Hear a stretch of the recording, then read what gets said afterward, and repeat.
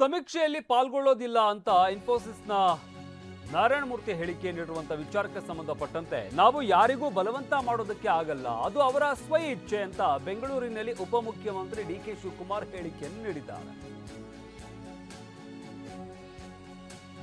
ಸರ್ಕಾರ ನಡೆಸ್ತಾ ಇರುವಂತಹ ಸಮೀಕ್ಷೆ ಏನಿದೆ, ಈ ಸಮೀಕ್ಷೆಯಲ್ಲಿ ನಾವು ಪಾಲ್ಗೊಳ್ಳೋದಿಲ್ಲ ಅಂತ ಇನ್ಫೋಸಿಸ್ ನಾರಾಯಣ ಮೂರ್ತಿ ಹೇಳಿಕೆಯನ್ನು ನೀಡಿದ್ದಾರೆ. ಈ ಹೇಳಿಕೆ ವಿಚಾರಕ್ಕೆ ಸಂಬಂಧಪಟ್ಟಂತೆ ಡಿಕೆ ಶಿವಕುಮಾರ್ ಪ್ರತಿಕ್ರಿಯೆ ನೀಡಿರುವಂತದ್ದು, ನಾವು ಯಾರಿಗೂ ಕೂಡ ಬಲವಂತ ಮಾಡೋದಕ್ಕಾಗೋದಿಲ್ಲ ಅಂತ ಹೇಳಿದ್ದಾರೆ.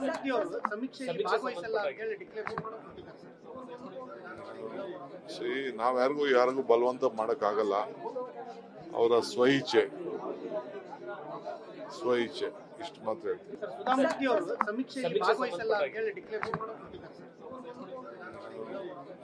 ನಾವು ಯಾರಿಗೂ ಬಲವಂತ ಮಾಡಕ್ಕಾಗಲ್ಲ, ಅವರ ಸ್ವಇಚ್ಛೆ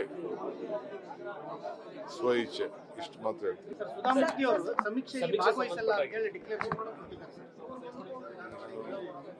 ನಾವು ಯಾರಿಗೂ ಬಲವಂತ ಮಾಡಕ್ಕಾಗಲ್ಲ, ಅವರ ಸ್ವಇಚ್ಛೆ ಇಷ್ಟು ಮಾತ್ರ